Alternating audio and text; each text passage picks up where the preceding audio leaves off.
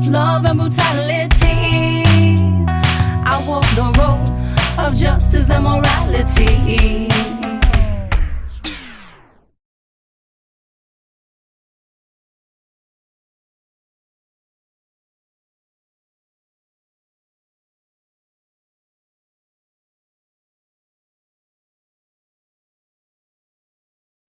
Hello, hello, and welcome to another wonderful episode with the One Great Work Warriors.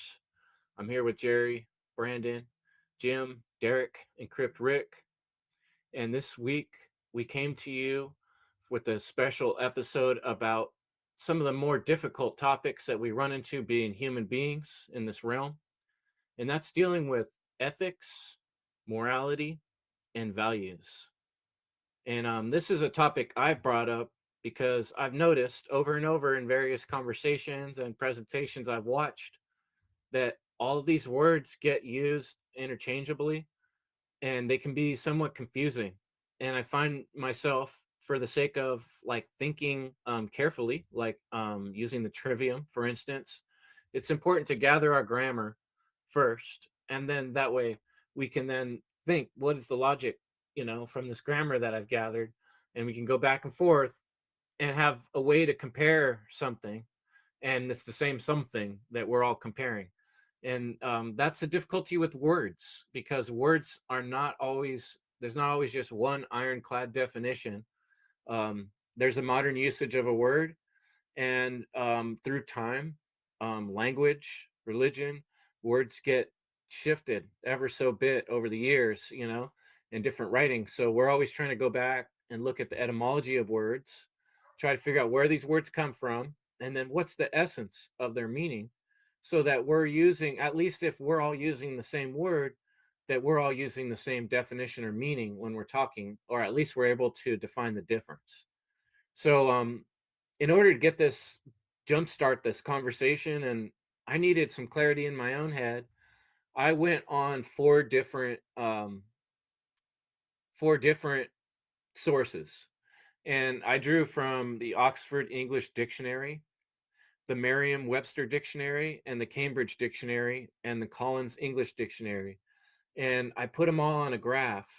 The definitions from these, their first definition, their main definition of each of these words, right next to each other, so I can compare and contrast. And then below that, I took the etymologies from four different etymology derivation sources and put them next together. And what's interesting is that this process of putting together this graph really illuminated some things for me, that part of the reason that these words get confused and mixed up is because the definitions do the same thing. And for instance, when we look at the Oxford English Dictionary, it defines values as principles or standards of behavior, one's judgment of what is important in life. So you look at Collins English Dictionary on values, and it says your values are the beliefs you think are important in the way you live and work. So even between those two definitions, there's kind of a big gap or difference. When you look at ethics, I'm just picking two for to keep it brief here. The branch, this is talking about ethics from Oxford, the branch of knowledge that deals with moral principles, moral philosophy.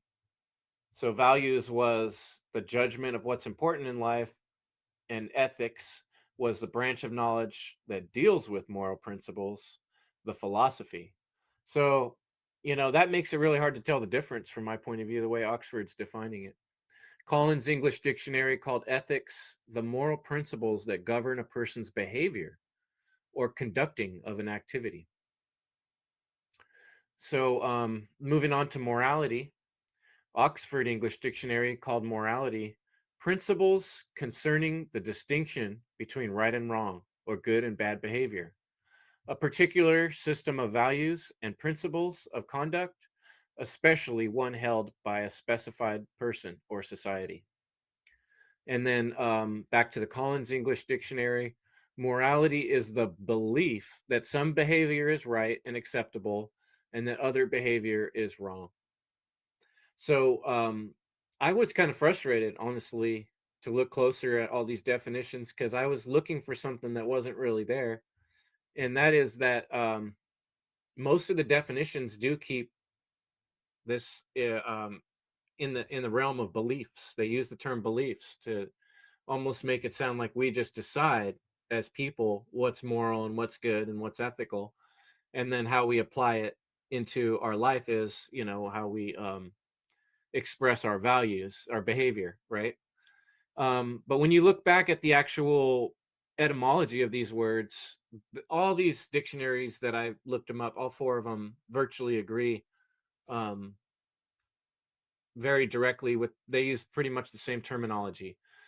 Values comes from valere and valeo, which is either to be strong or to be worthy or to be worth, to have worth.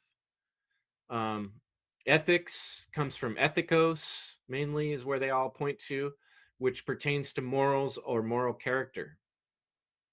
Or ethos can even mean custom or habit. And then across the board, they all say that morality comes from mos, which means custom or habit, which is basically very similar, almost the same exact thing as ethos or ethikos, custom or habit across the board for the derivation of morality. So, just kind of laid down some foundational brickwork there of what I found out there in the modern dictionaries online, and I hope that helps get the conversation started. And I'd like to pass it along to Derek. You up next? Yeah, sure. Chris, thank you so much for breaking that down, brother man. And yeah, it's interesting and a shame how many adults can get these simple, basic words and concepts and kind of, derail from, these actual meanings. I mean, that's kind of classic with a lot of words, kind of like government and, anarchy, that kind of stuff. But uh as far as what we see in the mainstream and what we're kind of used to seeing these words like in certain situations or in the commonplace of like business ethics, people go to school and college to learn about that a little bit, and lo and behold, kind of like the HR is up in there, have these PR public relation campaigns to, hey, these corporate entities, we have, good business ethics, we're doing these things, yet, what are they doing behind the scenes and what do they get away with? So it really, there's contradictions with these things. And for me, looking back and trying to like grade these three terms, I see morality as, the most high. It is something that, especially if we're, going to be distinguishing between, objective morality, which, we can kind of say, universal morality in a sense, if we're talking about universal law, cosmic law, natural law, karmic law, right? And yeah, it's not this karmic thing where, oh, something bad's going to happen to us if we do XYZ, whatever. It's if we look at this reality, the objective reality, right, Chris? You'll touch on that later. But if we look at these things in terms of energy, and Manly P. Hall talks about this brilliantly, but in a nutshell, it's kind of like being able to really do an exoteric and esoteric examination of energy and how certain things, the actions that we do and have upon others, how that can disrupt the electromagnetic integrity of, another person, even an animal, even, Mother Nature, that kind of stuff. You know, so looking on that, we also need to understand that, every life is its own, property. Those are property rights. And that kind of was what you guys touched on in the initial conversation of, what is a right, I believe. So, uh, yeah, we do not have the rights to, violate another person's property, another person's being, right? So that would be an immoral moral action, dead and simple. So we have that, and then ethics. So to lay out the three and how I see them, like, yeah, we have the universal on the macro cosmic scale of, that overlies everything that's non-man made. It's just there, right? We have to either align to it, right, or not. And there are a lot of ethics, which is the lower macrocosm, that do align to that, and it's implemented throughout societies. Oh, you can do this and that, and religions and everything. And I'm going to tie in some things in the second round in regards to the tarot.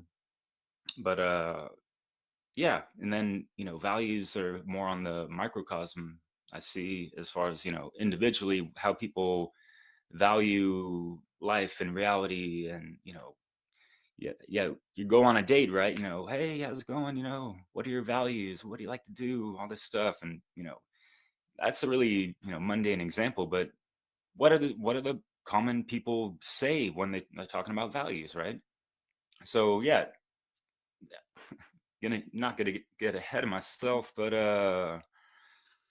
yeah, y'all heard this common thing people say now, like, oh man, that shit was based, and so, like, what are we basing ethics and values on, and what is morality based on, right? But morality is based in truth, right? And that is what a right is. It is correct.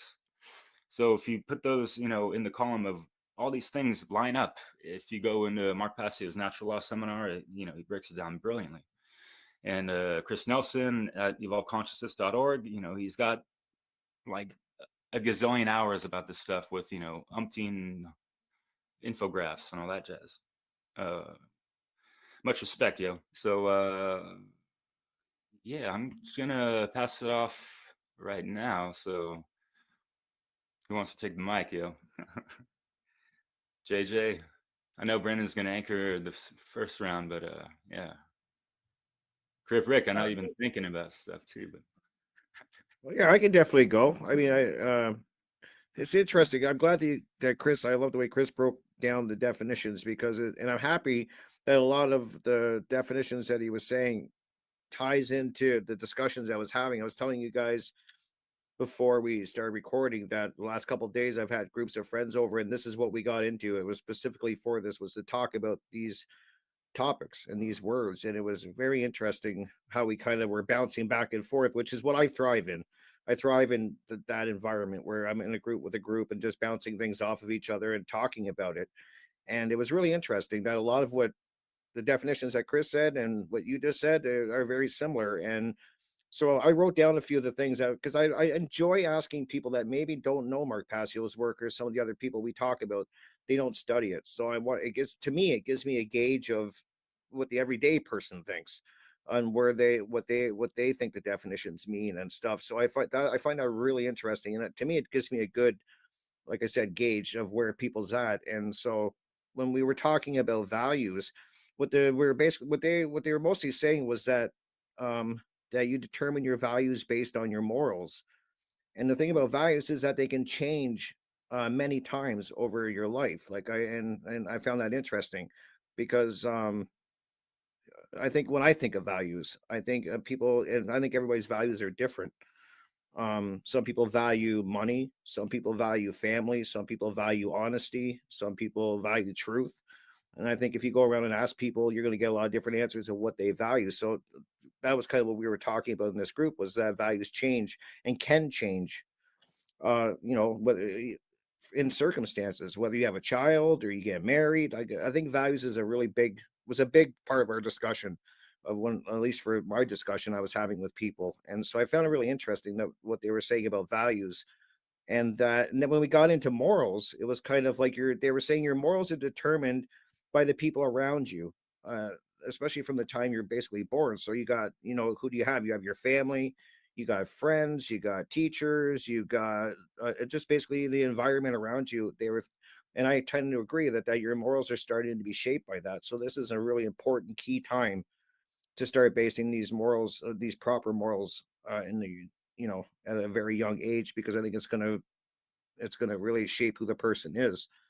So I found that really interesting too. That we got into a lot about morals, and if your moral compass is off, it's going to definitely affect your values, and it's going to affect your ethics. Everything is going to be compromised, because we're dealing with right and wrong in a lot of the cases. So if your moral compass is off from the get go, then you got problems, and we talk about that.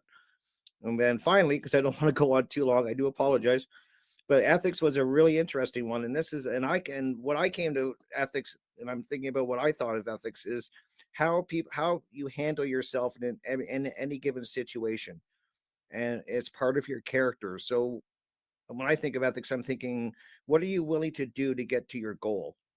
And are you willing to compromise your values, your morals? Are you willing to do whatever it takes to get the job done? And I think that's where a lot of then, and I was saying to you guys too, like it all, like the Venn diagram, like Chris is going to explain, it all kind of bleeds together. These things, these three things really start intersecting with each other, and that's what I started realizing over these last couple of days of discussions, is we start really bleeding together. So I thought that was really interesting. I thought that ethics, like that's what I always took ethics as, is what are you willing to do to get the job done? Are you willing to stand on your morals and not compromise, and stand firm no matter the repercussions of it? Or are you willing to sell somebody down the river or hurt somebody to get what you want? So that's kind of where I'm coming at it from. So I'll pass it on. That's my thoughts. Yo, yeah, thanks, Rick. Yeah, like you guys have all been saying, like the first thing when I started looking into these definitions and everything is my head started spinning, and I was like, this is just like spaghetti, right? Or word salad, you know? And something I came across, and I kept hearing you say it, Rick, and I know that you know about morality being objective and all that, but you kept saying morals. And like I was thinking like this subject is ethics, values, and morality, but it was like if it was going to be more congruent, it would be ethics, values, and morals. So then I was like, oh, let me look up morals like on its own. And then that kind of just like morality is about what's right and wrong, but morals is about beliefs. But if morality is objective, there are no beliefs, right? So that was like what's getting really frustrating for me was that if you told anyone like to go like look into this, like tell me the difference between ethics, values, and morals, they're gonna kind of just come away with it's just pretty much all the same thing, you know, like because they all kind of like have belief in there, and then like there's moral values. So I think like that's kind of what you're getting really trying to say is moral values, but people say, oh, like what are your morals? And then it's like beliefs, right? So like that was, if anything, like doing this was getting frustrating for me because it was making it seem even more hopeless that because there's so many people that don't even think about morality at all, but they live in this more relativistic belief system. But then I started like this search kind of led me through to like all this kind of moral philosophy on YouTube and that. And then it's like you got these people actually debating, you know, objective morality. And there's like these philosophers who are just totally, you know, saying that it's not. So that's just, it's frustrating. But so that, I was looking at the difference between morality, which is like this study of right and wrong, or just it's universal right and wrong, objective morality, moral, which means right. If you look it up, it means right. But morals, you put an S on it and it just becomes about like beliefs, which like fucks the whole thing up when you put an S on it, you know? Because Right. if it's right, then like what are your morals? Then like then it becomes your beliefs about it. So as far as ethics is concerned, I definitely have seen that it's like a lot of times in organizations, like organizations have their code of ethics. Like, I'm been into the world of permaculture. Permaculture has the three ethics: people care of the earth, and the third one has to do with limiting consumption. And it gets very controversial, and people don't agree on that one, which is something I see also like where I work.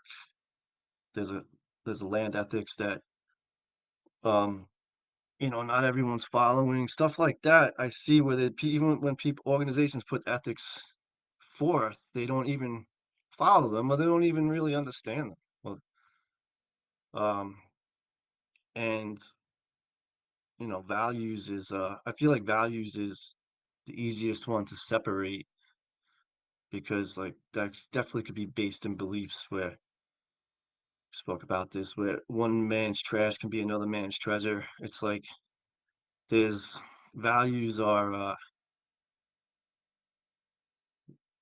definitely subjective. Um, Also, ethics is, I've seen a lot in the definition. It's the philosophy of morality. So it's like morality is the foundation of all this. It's not like um, morality is the philosophy of ethics, you know. Um, I don't know, I'm getting confused. But um, so yeah, there's all these kinds of things when it comes to values too. Maybe I'll get into that later, but I'll pass it to Jerry. Thank you, guys. Having a bit of lag, so I'm gonna close some tabs real quick.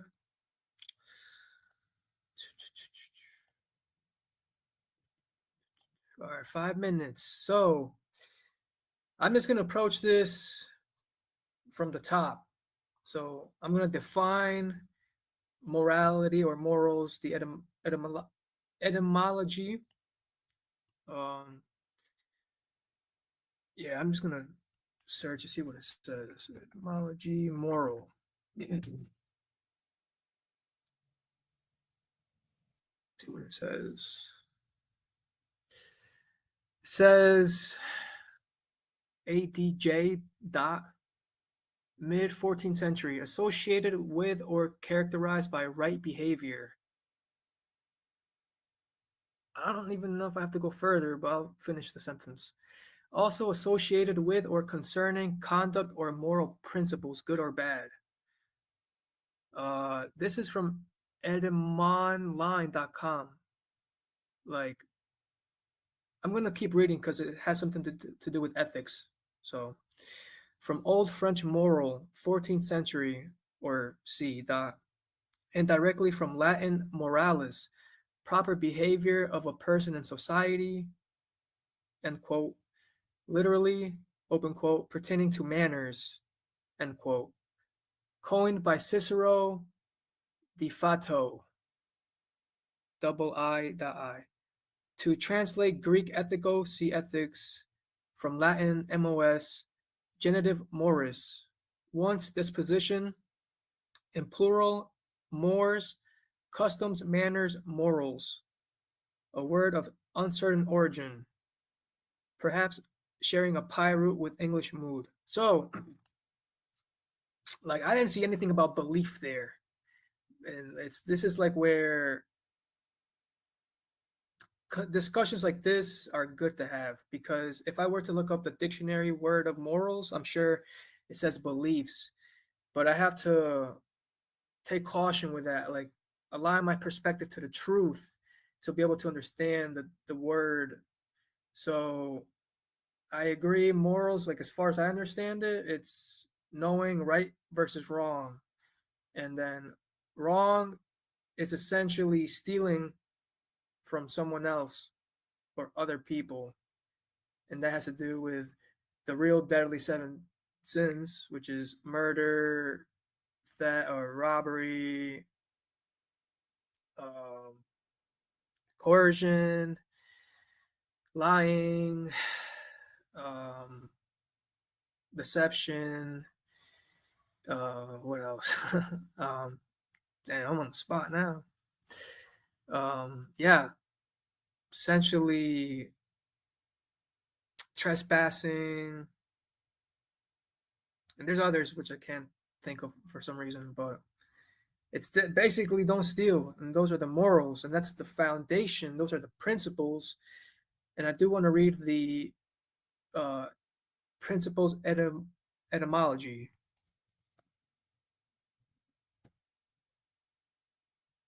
Oh, I typed in something wrong, and let's see. All right, principle, late 14C dot. Origin, source, beginning. So it's the beginning, it's the foundation. And then ethics, I did not apply the trivia method to these definitions, so I do apologize. I'll do better during the next roundtable discussion. But like Brandon writes in his descriptions in his videos, don't believe anything I'm saying. Like, do the research for yourself. But if I had to explain what ethics means, I would say it's like a branch of the philosophy of morals. But then there's these questions too where it's like, can something be ethical but immoral? You know? And like a scenario I'm thinking of is, because the way I understand ethics from a course I took from someone in autonomy was, ethics is essentially a win-win-win scenario, and anything other than that is unethical, because, or maybe just a win-win, because if I do something for someone else that's good but it harms me, that's stupid. If I do something that's good for me but it's bad for them, that's stupid. So that's why I think ethics means a win-win-win scenario. So for you, other people, and I. I'll wrap this up. So that's what I think. It's like a branch of, well, anyways, with like the scenario I was thinking of was like the police, they steal our money through, or the government through taxation. That's immoral, but they do build roads. I mean, probably, I wouldn't even say that's ethical because it's fucking stolen money. Anyways, ethics is the branch of philosophy of morality, and it's like above the foundation of morals. And the good way Joe Murray put it was, first of all, prayers to Joe Murray. Hope he's doing better. I heard he was feeling ill, so good energy towards him. But I watched a video of his talking about ethics, how we need to understand this is, for example, I see a bum in the street and I could initiate a conversation with him, and then that would be ethical. Maybe give him something to eat. And then values, the way I see it is like, what's valuable to me, and that it's totally objective to me. And you touched on this, Rick. You said Mark Passio asked people what they value in life, and like people wouldn't say the truth. And I caught myself, that was not in my, because I filled out 13 questions to know what I value, and truth was not in one of those. So I fell for the same thing. But values do change, and that will be in there. But I'll pass it to Brandon. Thank you. One ways that I wanted to approach this topic was not necessarily from a mere words or, from a grammar, in a sense, like a logical means, mythology and understanding the myths and how they wanted to bring about an understanding and symbolism and these concepts and these meanings in nature and aspects about ourselves. So I wanted to approach this from this way of thinking to try to get people to understand this concept of morality, of values, and of ethics. So one of the the teachings that was taught about in many traditions was the teaching of two aspects in nature. One was considered the loving force. This was, personified and portrayed in the goddess of Isis, or Hamayat, or many of the feminine tradition terms. And the same goddess, the same aspect of nature, would also have a counterpart, and this was Ishvet, or the form of Nemesis. Same aspect of nature, just different forms, different versions of how objective reality is going to give us the same experience back that we are putting into it. So to truly understand this, you really have to grasp the concept of also the individual, and there is some form of objective reality, and these two forms are always interacted in time. So we are always taking in information, and we're always putting that information back out in the form of action. So, in understanding these two concepts are in the Mayat form, because she represented truth, she represented morality, she represented harmony, she represented um, knowing her laws, knowing the way, knowing concord, this aspect of love and being open to receive. Because if we understood that on an individual level, then we could start to perceive objective reality correctly. Because if you perceive objective reality incorrectly, what is that going to do for your own understanding? What is that going to do for your own means of coming to understand the objective world? If that is diluted, or if it's controlled, or if it's obfuscated, or if it's distorted, how can you come to understand what is true versus how you will not come to understand what is false? So this myth was used as a story to try to get people to expand their way of thinking, to see things in the whole, and understanding, that there are consequences for our species, and also understand that you are that form of chaos. You are that microcosm putting things back out into the world. And there is a correspondence, a correlation in the whole and in the individual.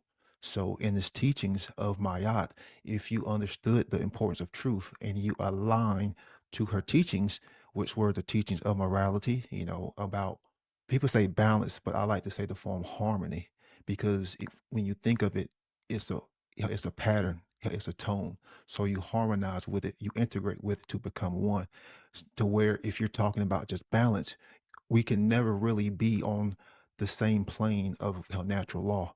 Natural law and morality will always be above us. So it's up to us to integrate that teaching, to harmonize with that teaching.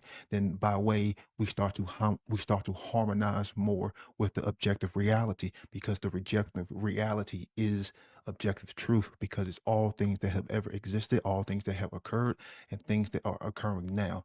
So if we do not have that basic understanding, if that means is blocked off, then we cannot come to harmonize or even understand the objective world.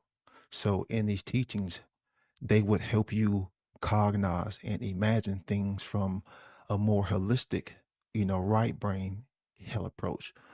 That way you can see and measure things. That also too, if we take in Mayat's counterpart, which was Ishvet, her chaotic form, her destructive form, this comes in the form from the receiving. We're going to receive those same forms that we put back out.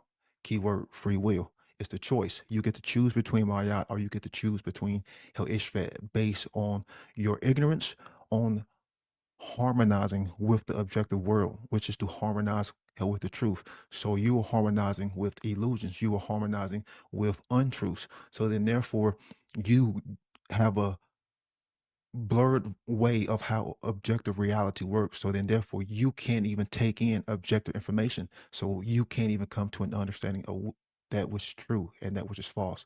So then therefore you would get ishfet because you would buy into more and more bullshit illusions. You would buy into things like moral relativism. You will buy into forms of external authority because you are in ignorance, because you don't understand how to interpret and come to an understanding of these objective things, but you don't know how to perceive them correctly. And that's what this myth was about, is understanding how to perceive correctly, understanding how to take in this information correctly. And truth is hell important, because if you believe that there is no truth, then you will always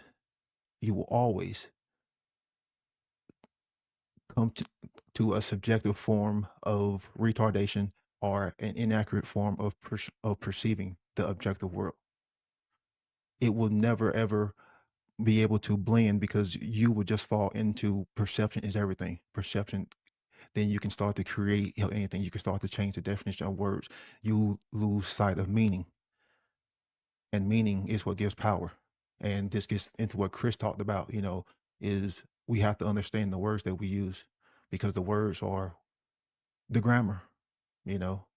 And then this gets back into the trivium, is learning how to structure our grammar correctly. You have letters, you have spelling, then you have words. Well, you put those words back out. If you can control those words, then you can control the way people are going to perceive reality, since those words are pretty much a reflection or reference of reality, just like symbols. You give them an ignorant version of the understanding of symbols, therefore they can never really come to an understanding of the symbolic nature of objective reality and ourselves. So that's what this this mythology was supposed to be about. And these two teachings was teaching us that there is an objective world and there is a subjective experience, and we have to harmonize our thoughts, our emotions, and our actions with the correct moral right knowledge in order to get the correct moral right return in the collective, because we are always putting things back out into reality. We're always creating.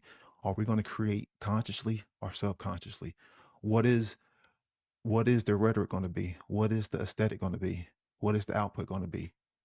And you can measure that. Is our output, is our aesthetics based in beauty? Is it based in anything good, or is it based in shit? Is based in tyranny? We are losing beauty. We are losing creativity. So that's a reflection of the third stage in the trivium. What we are fashioning, what we are creating. So then therefore our grammar, the knowledge that we are taking in, how we are perceiving it, is inaccurate.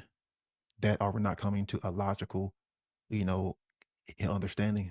So therefore we will never ever get to an understanding of morality if we can't even get to an understanding of how to discern what's truth and what's false. Yeah. If everything's completely relative, then there's no commonality.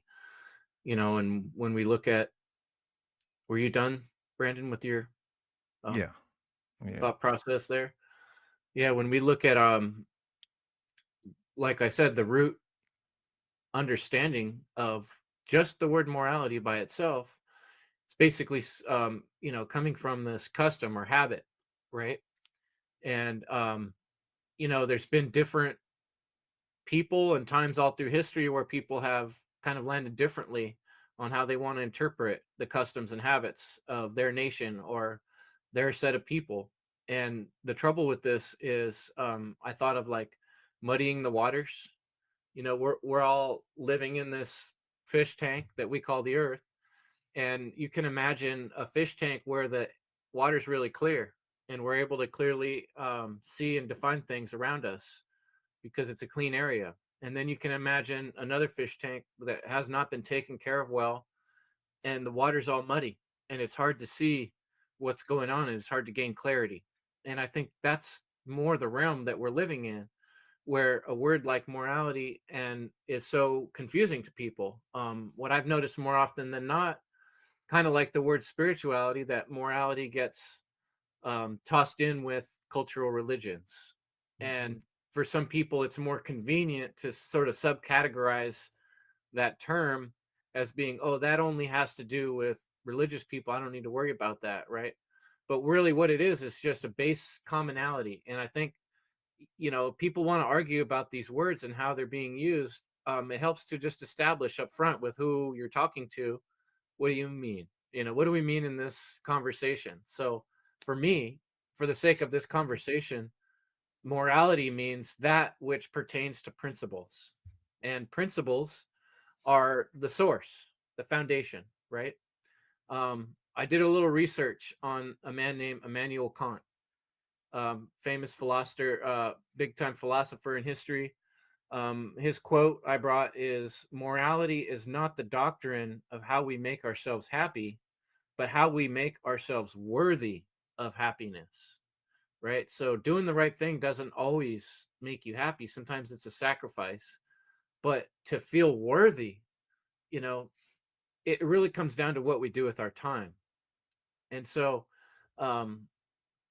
having a clear understanding of what we know is right and wrong, it takes some experience in life. Like it takes some learning. We have to train our children as they grow up. That's right, that's wrong. And then our children have to learn these lessons as they play with each other, and you punch your friend, you realize, oh, he's crying.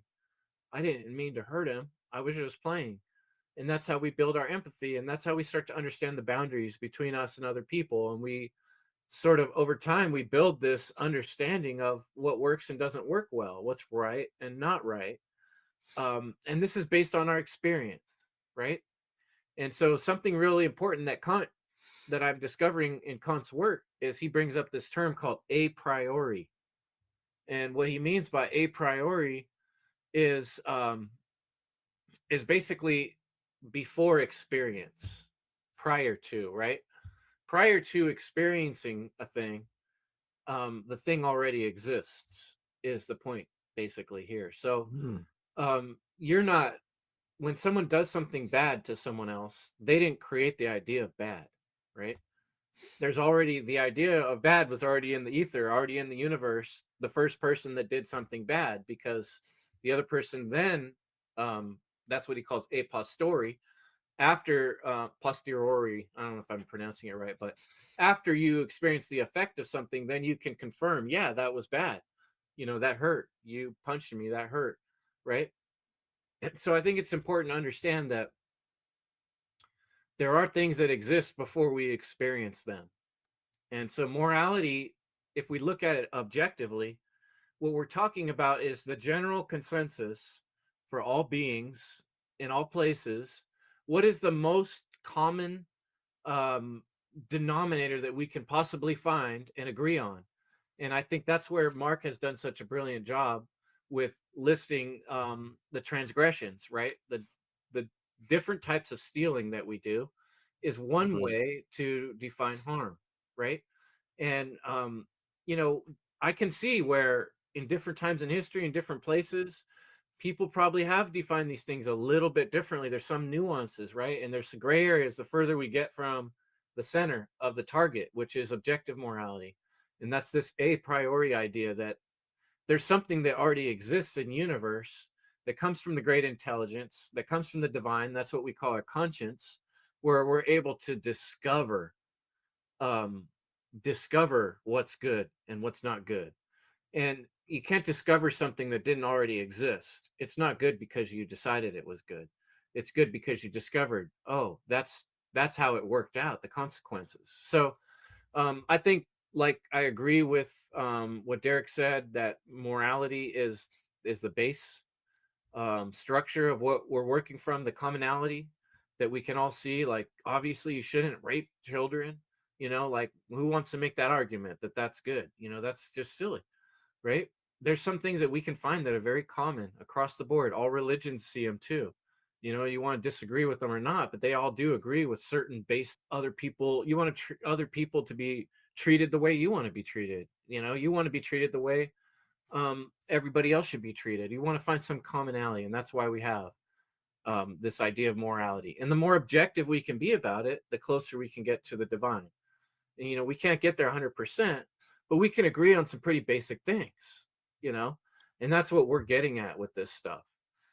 So when we agree on these basic principles, these things that are before us and outside of us objectively, the closer we can get to that by having these discussions, by defining these words, then we can kind of figure out how we ethically make decisions in our life. And that's where I feel like ethics comes in. It's the application. It's how we weave it into the particular things we're doing in our life. That's why, you know, like you said, businesses have codes of ethics. Nurses have their own code of ethics. Engineers have a code of ethics. These are people's um, extrapolation from morality. How do I actually express it in my life? That's where we form ethics. But ethics is strictly dealing with morality, which is strictly dealing with principles. You know, that's the way I like to explain it because it would make sense. And I even drew a little graph, like a Venn diagram. And Venn's this dude from the 80s who came up with this way to conceptualize ideas by using circles within circles and circles that overlap one another. And I find it to be a good way to think through these thought processes. So when I drew morality and then I drew ethics, I realized that in my interpretation here, ethics is always an aspect of morality. If the ethics aren't attached to morality, if they don't come from morality, it's not really ethical, you know? And so values, on the other hand, we can value things that are good or bad. One person might value destroying the town next to them because it creates more farmland, right? Now that's not what we call good values, because that word does get a little tricky. People use it interchangeably with ethics and morality. So, you know, we have to be careful and define up front what we mean when we use these words, is all I'm saying. And the ultimate application and reality of how this translates into your everyday life is if you have a good, clear, like I said, you can see what's right and wrong and you're clear on it, then you can guide yourself into making decisions that are in alignment with that clear vision of what's good and bad. And so then you can create a code of ethics that makes sense. And then what you do with your time in your day-to-day life is what you value. And so if you value stealing from people and you spend all your time stealing from people, that's what you're doing with your time. You're becoming less and less moral, and you're bringing more immorality into the world. Whereas if you value learning and teaching about truth or seeking freedom, then you're having the discussions we're having, where you're trying to work out the details on this stuff and explain it in a way where it's simple enough that other people can agree. And that's really what it comes down to, is finding a way to find the common denominator of what's right for all people, so we don't keep leading ourselves into worse forms of slavery, which has been happening all through history.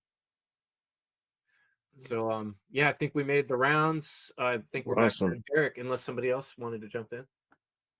Yeah, does anyone want to jump in? I got some good stuff to follow up with you, Chris. If anyone's got something hot off, they want to pull off the press of their chest. But yeah, Brandon, I love the fact you brought up Mayotte. Man, that was awesome. But yeah, so here's an interesting thing. Going back to Chris, what you're talking about, and like, all right, so we can look to the past and look at certain times throughout history of what people thought were ethical at that time, and we run that through the trivium. I mean, it's not just about the who, what, where, when, why, and how, but also looking at the logical fallacies and how that plays out today, and how people justify certain actions that are in the wrong, that are immoral, but they might think it's actually ethical because at a certain time, maybe owning slaves was ethical, or cannibalism was ethical, or all these different things that could be tribal or whatever, because just they're man-made things that are not necessarily aligned to natural law, objective morality. So when people, but Chris, I do agree with you on how you broke that down. It's just a shame how, you know what I mean, people are gonna claim something is ethical when it's not, unfortunately. So yeah, like that's a good way to take it to the trivium as far as looking at logical fallacies. People today are gonna appeal to tradition, past, appeal to authority, when a lot of authority out in the world is immoral. these false figures of authority claiming ownership over our property and trying to mandate some fucking bullshit that's claiming ownership over our bodies, telling us what the fuck we can or cannot do, what we can put into our bodies, and if we have to have certain things just to go back to work, whatever the hell, since the dawning of the Rona, the lockstep bullshit. But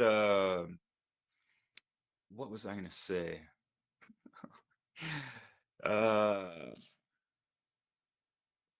Pick a card. So yeah, I picked out some cards to represent this one's for values. The Knight of Pentacles, Earth element sign, and it's on the minor arcana, and I picked this because the values are more of applied to the individual the most, and that seems to be the most subjective, right? So yeah, it's basically he's got property of Earth in his hand. How does he value that? What is he gonna do to protect that, and all that jazz? And going back to what you mentioned, because I was hesitant to pull the major arcana card for the courage or strength card. And Chris, when you mentioned the definition, or I don't know if it was the etymology of values, it talked about strength. So that actually came to mind just without even looking at the definition. I was like, oh, well, that's cool. So yeah, value. The etymology was strength or worth. That's correct. Yeah, so people like, what are you worth, man? Like, and going back to the dating, isn't it funny how like today you hear like, oh, I'm a high value man or high value woman and all that stuff, but how many of these people actually value truth as their top 3? That kind of shit, eternal principles, axioms of fucking truth that goes beyond any man-made stuff going on, that just governs reality 24/7. And if we're not aligned to that, we're not in harmony, as Brandon spoke about. It's unfortunate. So yeah, man, keeping it light as a feather is the way to go, yo. So the ethics, you hear a lot about that with the religion. I had that initially, the Hierophant's card. I was really hesitant on saying that initially in my first round, but yeah, it is a false authority figurehead, right? Punk ass popes and shit. But I also had the still within the minor arcana, just the King of Swords, and because a lot of times we can over intellectualize things and be too imbalanced on the left brain of trying to over rationalize how man's behavior applies to natural law in a sense. So yeah, over time, it's been trial and error, Chris, like you said, and today we're so fortunate to learn from so many mistakes of the past, but how many times is humanity still putting their hand on the fucking burning stove and shit like that, right? So yeah. And then boom, Brandon, nice t-shirt, brother. Representing Mayats, this is objective morality right here, centered perfectly between the pillars of enlightenment, self-defense principle, masculine, and care with the feminine, with that sword of truth. And yeah, the king's got it, but he ain't that on that justice card level. But yeah, that's just something for folks to glean on. Anything else right now? No, y'all can go. Anyone? I'll take Pass it. it up. If yeah. Um when we're talking about morality, we are talking about a word that has been associated or, describing what our behaviors are. Of course, correct and incorrect. So in order to understand this, there has to be a level of knowledge, so there has to be some level of discernment, there has to be some level of judgment.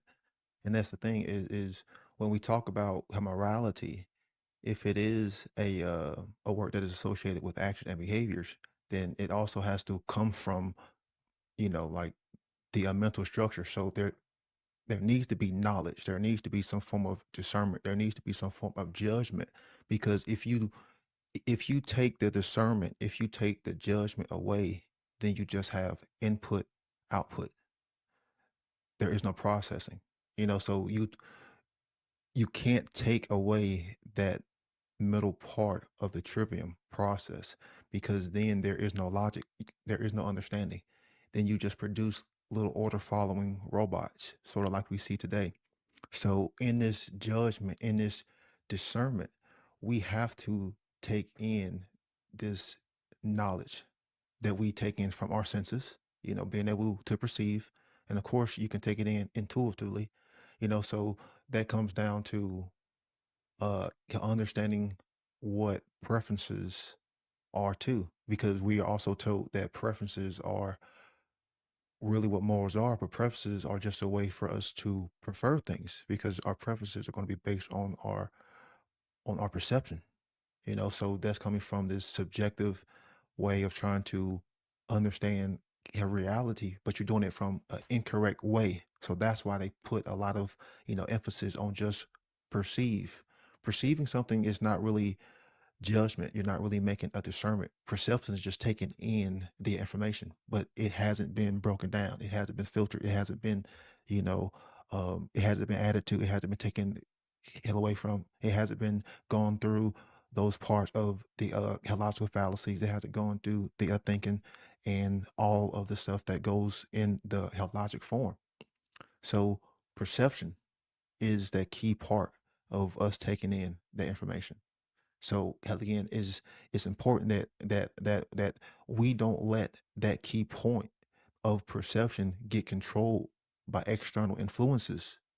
Because once that perception gets controlled by external influences by way of religion, by way of government, then that's going to retard, that's going to um, water down or muddy our lens to take in information. They give you that satanic thought. They give you a limited form of what is possible. They give you a limited form of what you can create. They give you a limited form of what you are or what you can be. That's controlling your perception. Then therefore, you try to make judgment based off that incorrect version of your perception, because you was given incorrect data. You was giving limited sets of data. So they controlled your grammar. Hell, again, it goes back to the controlling of words, controlling of grammar, going to control our perception. You control the way people communicate, because we are communicating all the time. Every relationship is going to be based on some form of communication. We're taking in external stimuli. We are putting out actions. That's all a form of communication. Hell, rather it's through the senses or through the intuitive heart. So that's all going to be on the form of her relationship. So perceiving, taking in information correctly, that is the key thing here. Is we have to do well in our grammar, because we will never ever get to that judgment, that logic point. Because that's what morality is. It's coming to this understanding, and you think it for yourself to say, hey, is this action that I am about to take, that's using that judgment to say, hey, am I about to engage in wrong behavior, because I have recognized a pattern that's going to come from the consequences of that wrong behavior. That's where the judgment is. You can recognize the pattern that's going to come, because that behavior always is going to manifest that same pattern. That's you making that judgment. That's you making that discernment. That's the free will choice. That's where people's perception is skewed, because they've gotten people to buy into inaccurate, definitions. And inaccurate definitions are going to create an inaccurate version of your constructed reality, because then you are going to have inaccurate understanding of truth, because truth is the objective reality. Then you buy into lies. So having that judgment is what's going to get us to that morality, being able to think. We can't leave out thinking, and that logical point. that logical mindset, because that's how we're going to always become more knowers or dive deeper and deeper into knowledge. That's the whole purpose of consciousness. You can keep going deeper and deeper and deeper because consciousness is infinite. Well, what we can come to know and understand is infinite. So coming to integrate objective reality, the more and more we do that, then the more and more we come to an understanding of truth. So we have to have that judgment, but our judgment is being controlled by our perceptions. And therefore, people can never even get to that basic understanding, and they don't even take in the grammar. Because that's what the trivium is there for, is for us to be able to come to an understanding, or at least come to a cognition of what's true and what's false. And if we always buy into falsities, we will never ever come to know what's true. So we can't even communicate anything to anybody, because you will have an incorrect understanding in communicating your reality. Because you can just say, oh, well, your definition is different than mine. So how can you harmonize? That's that tone, of harmonization, is through the language, because that's how we're being controlled. The mind, the honey mouth, the sorcerer, he's good with his rhetoric. He's mastered the rhetoric. He's seductive, like the snake, good with that freaking verbal judo. If you're good with, speech, and you can construct language, man, you can damn near seduce anybody, because you can create a false reality and get them to buy into it, because you can make it sound so seductive, create this illusion in someone's mind, and then they buy into it. That's the seductive, because you lack the judgment to discern the correct information.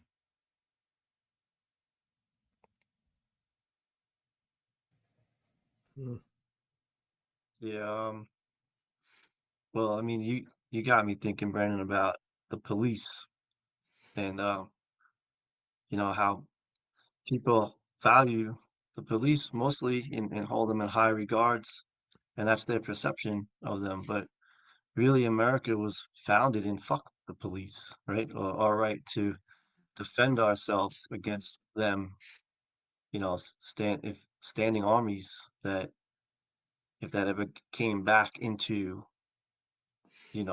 reality, that we would have the right to defend ourselves against them. But yet, instead, you know, they're the ones.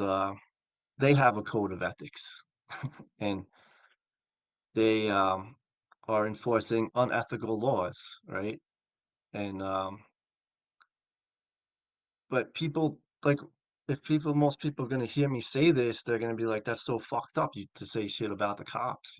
But that's really one of the biggest perceptions that I think needs to be judged. Like that's what I was getting from what you were saying, to really think about, like really process the reality of what they represent, that they are order followers for the government. And when it comes down to it, you know, they're not your brother, because they won't listen. They'll listen to the bad guys. And um like, but they're so valued. So, same thing with the military. And just our culture, it's very high esteem, these organizations, and they do have their ethics. And that's just something I'll put out there, for someone to think about how highly they value these people who will ultimately, when it comes down to it, aren't on your side, right? But I'll pass it to Rick.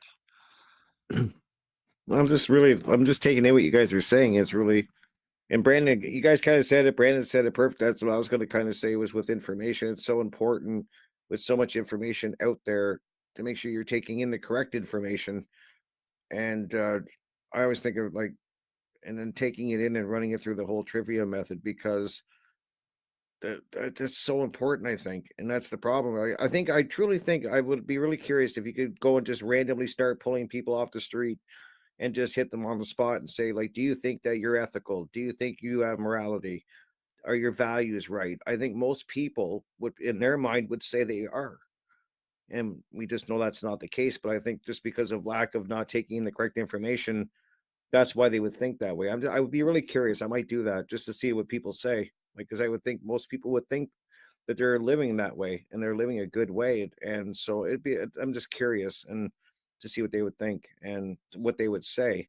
But I think it's taking in this correct information and all the things that we're discussing, that's when you do this is when you are armed to do the work on yourself. And then that's when you start asking yourself the tough questions that we talk about. I think it's just so important. It really comes down to getting the correct information in and processing it and doing the whole process, because I think it's just with being flooded with so much information more now than ever, that I think it's got people like we're kind of touching on it, all of us, is that people are kind of all over the place and they're not even sure of definitions. They're not sure what they really mean. And so it's really interesting. So I think that's what I'll end with. I think that just make sure you're taking in the correct information is really important.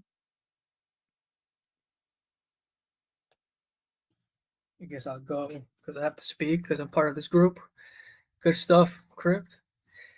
Shit, I mean, there's just a lot to say, but I'm gonna just touch on what I said last, which the values. I put health over the truth, but the first step, right, is believe that there's truth. So okay, I believe in the truth.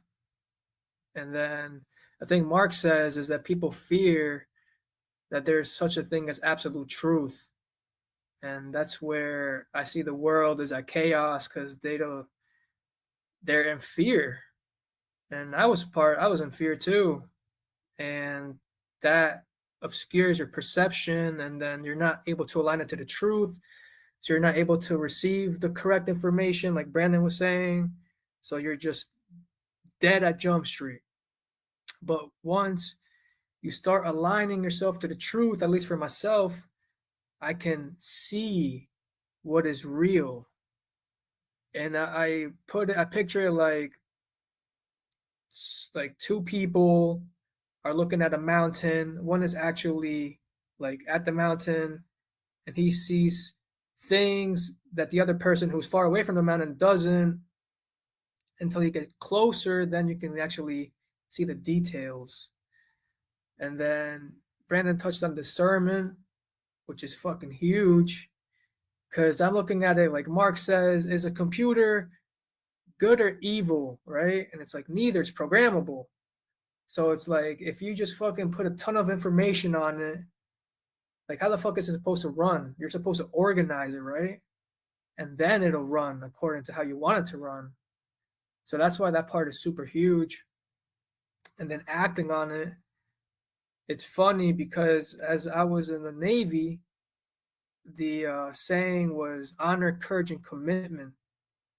And I want to apply that to my life for sure, because I need honor, not like Barack Obama, right? To honor my word. And then what is the other one? Courage. Have the courage to speak out. And I have some notes which I'll share here. I'm going to just harp on morality because that's the most important thing. Yeah, let me touch my notes.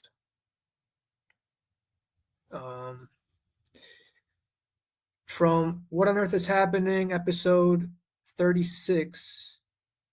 Let's see. People's belief in government, moral relativism, that's the slippery slope to social Darwinism and the police state. Police hate society.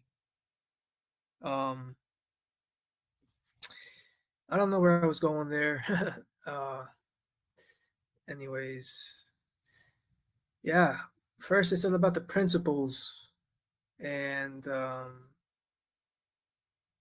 yeah, having the courage to speak up. Because Mark was saying that people like have fear and they lack courage, and that's why they're not speaking out.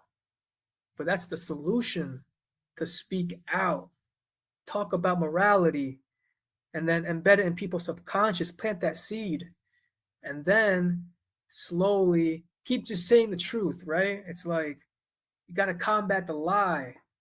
The truth is more powerful than the lie. It's real. And then it will flourish. Hopefully, that's the idea. But I think why I value truth is because, is there such a thing that we can lose? I'll say yes. But the truth will remain regardless if we exist or not. So really, the truth is the most important.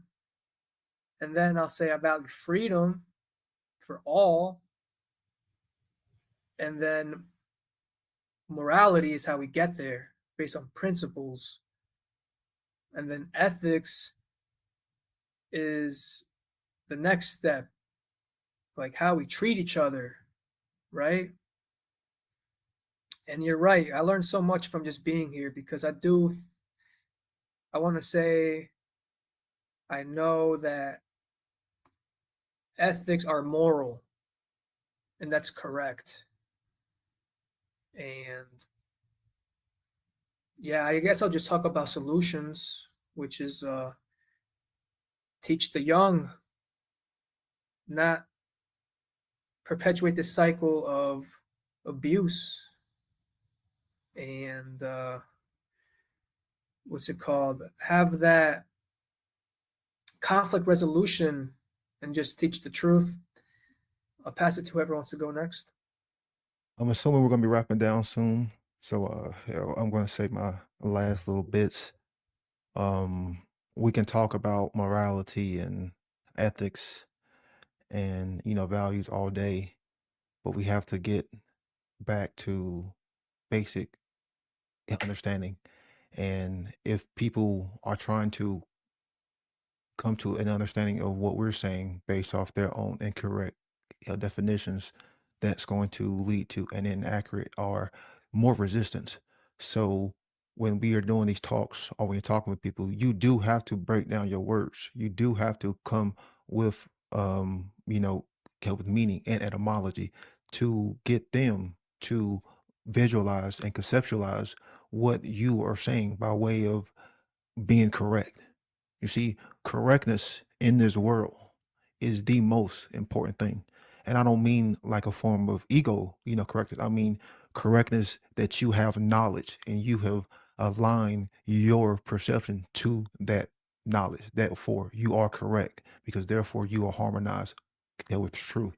So how do we get there? And that's what I'm saying is if people have these inaccurate meanings of definition, we've got to get them to break those inaccurate definitions down first, then understanding the correct, definition, then they can start to start to rebuild their own means of thinking. That's why I've always said that you have to go through this process. You have to run this stuff through the trivium process because that's when you start to break down and get a better understanding and clarity and meaning of this objective experience that we are all sharing from your individual perception.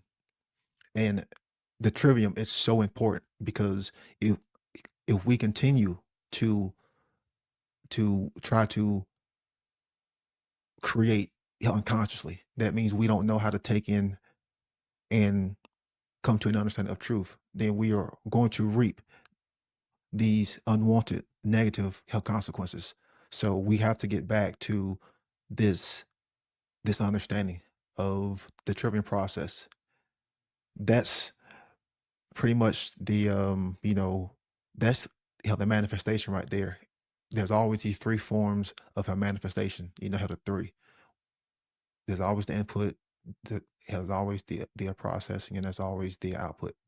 How that's how we take in energy. Like we have to get back to understanding ourselves and also understanding this objective reality because without the harmonization, without the integration, we will always be forever controlled. And trauma, that which splits, that which wounds, that's what breaks that connection. And that's why we live in this traumatic world So as long as that trauma continues, it will always cut off our ability to correctly discern and understand objective reality. That's why they have built this environment, like this environment that's just based on trauma, based on suffering. That way we can't come to an understanding of objective reality and we can't harmonize with it. Therefore, we will always continue to be at war with ourselves. So we have to get back to literally knowing how to discern truth from falsehood and using the trivium and teaching this, because without this knowledge, we will never ever get back to an understanding of morality, right and wrong, because we will forever be, trying to understand stuff from our subjective, perceptualized, inaccurate, wrong definitions. And that's why they are changing definitions again, because you change definitions, you can change the way people think, because you can change the way they communicate, convey, and construct and decode reality. So you're saying we can control the truth by changing, her definitions. Because if you've constructed your, her worldview on this definition and you change it, then that's going to create what? A schism. Because then you have to go back and change those thought forms and change those neurological pathways. So all this takes time. This really does take time. How doing the full tripping process takes time, and you'll see it back out because hell again, this is how you know someone doesn't really know, because they're not engaged in putting the information back out there. Because the rhetoric part and putting it back out there in the form of communication, that's how we start to push the pendulum swing in our favor. So the more people who are putting this information back out in the form of rhetoric, in in the form of output, that's their art, that's their craft. So the more and more people that are going to do that, you're going to see more of a beauty, more of an aesthetic. And then people are going to be taking that and taking it in the form of grammar. So it is about numbers. It is about more people, doing this, because the more people engage in its output, then we can, shift the tide. So that's how you know that people don't really know, because they're not putting it back out in the form of output. They're not engaged in the full method of the trivium. It's not two out of three steps, because it always gets you 0.66. You need all three steps in that correct order. Then you got some schools that are putting the logic part last. How they're going what input, how rhetoric, how logic, how they're going, how input, how output processing. It's like, what kind of reality is that going to, how leave you in? So we have to get back to a true understanding of the trivium and why it was so important to free our minds and come to an understanding of truth by being able to discern truth from falsehoods. And it's an extenuous process that you should be constantly going through, because you're vetting out, um, you you're vetting out falsities, and you're vetting out, how contradictions. So it's something that's really tough, because it does take time. So we have to get back to that. Ooh, Chris, were you gonna jump on, or Go can I ahead, Derek. All right, cool. Because Brennan, to tag on with the trivium, knowledge, understanding, wisdom, grammar, logic, rhetoric, and for me, I find a trine within the understanding, because there's that inner overstanding through that process. To If we really want to get shit down and really refine our rhetoric, I think that's a really great way to go. And obviously take it back into gathering more grammar and all that jazz. But as far as Brandon, it's very important, the integration, and that is that process as well, and really get integrating, because we've heard a lot of lips flapping, or lip servicing, virtue signaling about certain things, and people act like they know whatever, but it's not necessarily congruent and consistent with their behaviors sometimes, right? So if we really want to walk the fucking talk, walk it properly. I wanted to, well, actually, yeah, because that makes a good segue. Because yeah, for me, like awakened, activated individual is really operating from their hearts, that awakened heart chakra, and for me, that also kind of represents, in a sense, that moral compass. Because when it's really turning and oscillating, in alignment with natural law, cosmic law, I mean, it's like kind of like how we're supposed to be kind of just born with these codes of consciousness, that you can just, it's an awakened intuitive feeling as well. And that goes into that divine feminine, which actually meant to say, like the masculine is self-defense, feminine is non-aggression principle.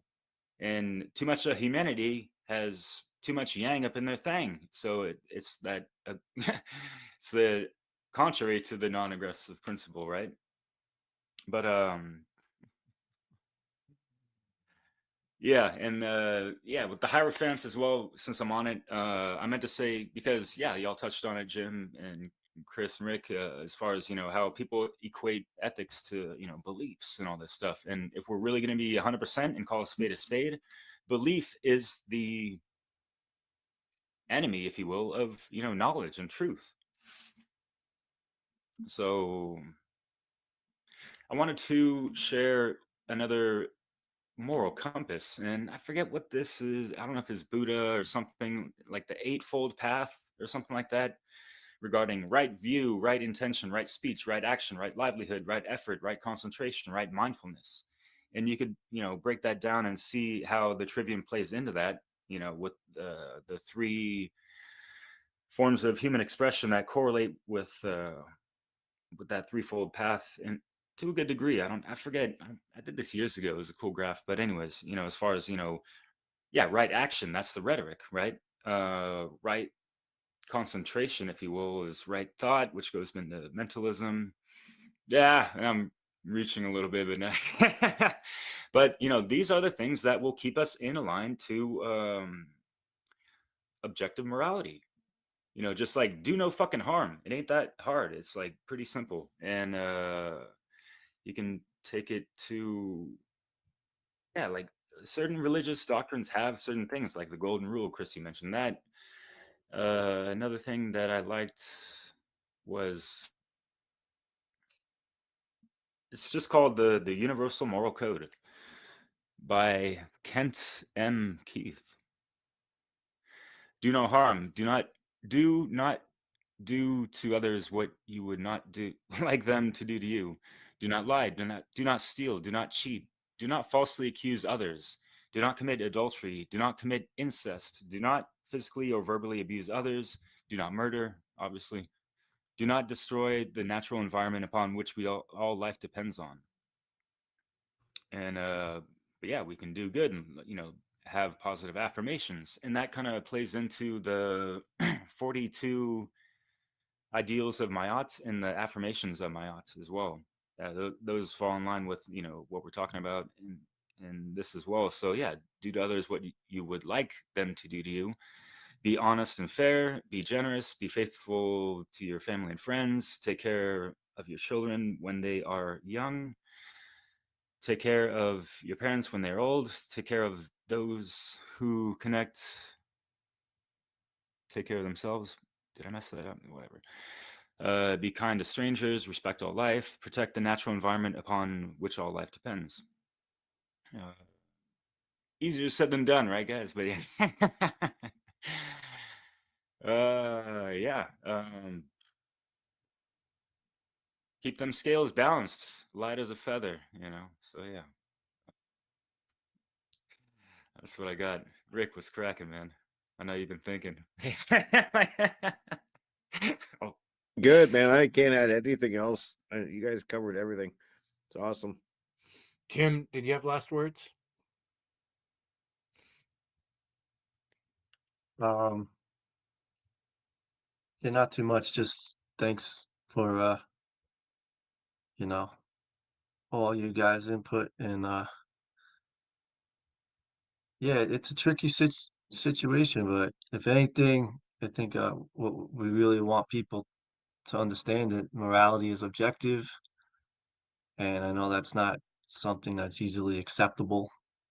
And one of the best place to get your head around it is Mark Passio's work.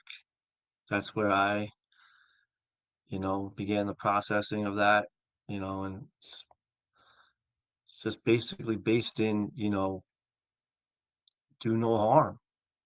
And it's sad to me that there's like philosophers who want to debate, that morality isn't universal and that it just, that's the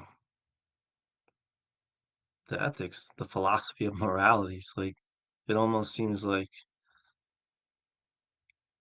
that confused me too, but I won't really get too much into it. It's like if morality is universal, then there isn't so much to philosophize about, But um the just fucking care. I don't want to curse. I don't know why I'm cursing, but it's basically if you're not um if you're defending morality objective, it's just you don't care, and that sucks. So that's it for me. Jim, one thing that you guys had a pretty Jerry had a neat conversation with Brandon and some other folks about objective morality. And after listening to that conversation, and another couple conversations I've had recently, it has occurred to me that one of the confusions that people have is that, like Brandon was just saying, he was explaining this really well. We are experiencing reality from our subjective lens. So, but I think one of the things that's being left out is we have this mind that has an incredible ability to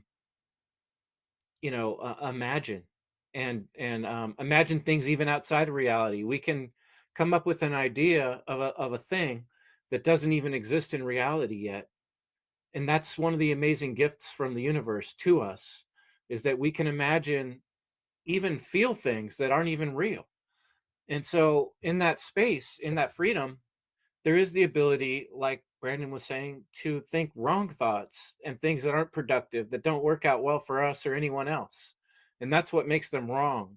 Not, we're saying, yes, they are inherently wrong, but why is the important question. What's the commonality? Why is because all of life is about relationships. We receive happiness, feelings, all based on what we do to each other and what other people do to us. That's our primary thing in life. And that's why I would say morality is the principal ingredient of life.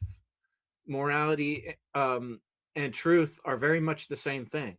When we do an action in the world, we find out through the consequences what's the reality of how that acts itself out in the world. So, just to finish my thoughts, I have this slide and I drew a picture of a target.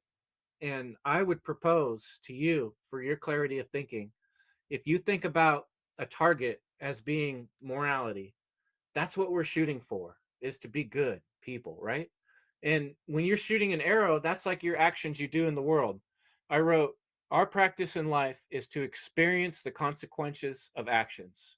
Through this practice, we learn how to be in balance, to do what is best, right, and good, to seek harmony and wholeness to the best of our ability within what we got, right? So, our subjective relationship to moral truth is like the arrows we shoot in life. We're experimenting, we're trying things. We're not always 100% right. Sometimes we hit the mark and sometimes we're off the mark. You got to get close and like really inspect at the target to see how close you were. And I think about those lines on the target, those are kind of like our codes of ethics. We draw like a color so we can zoom in closer to the morality, which is the objective morality would be the very tiny, tiny spot right in the middle that's super fucking hard to hit. And it's kind of hard to understand too, because there's a lot of gray area out around it and people want to muddy the waters with all these words that confuse us. So morality is the target. That's what we're doing here in life, is we're testing out our expressions of actions and seeing how reality tells us we're doing in terms of good or bad. And if we're all living in a state of slavery, that's how we know we're not making enough moral decisions as a whole.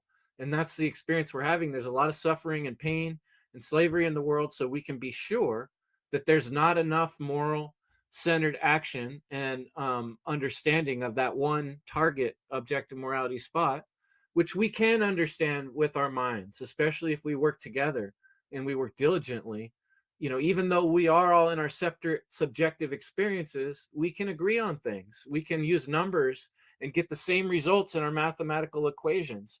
We can look at DNA and we can look at experiments of water, and we can see the geometric expression of these feelings and musical notes and vibrations, and these have feelings attached to them, and all going through these feelings in life is how we learn. So what else is life about but morality? That's what we're here to learn. So I say try to shoot for the center of the target, right? Don't just shoot willy-nilly, right? And through various relationships, we shoot our arrows of action. We put time into the things we value, and we cast our intention into the air like these arrows. And if we're doing that diligently and we're practicing and trying to get it to hit the target, the center of the target, we're going to come that much closer to a world that's not full of slavery, lies, rape, and killing. And so, that's how I wanted to end it. And thanks you guys for the great conversation and everybody's perspective. And trying to work through this was a difficult one for all of us, I know, because these words are, they've been muddied. Let's put it that way, because we live in an authoritarian world, and the rulers do want us to be confused about these concepts, so we don't get along well and overthrow them and gain our independence. So just keep that in mind. It's basic strategy. Divide and conquer, folks. Much love. Work on your morality. Be able to define what your code of ethics is, and put time and energy into the things you value based on your morals and principles. That's the way I put it.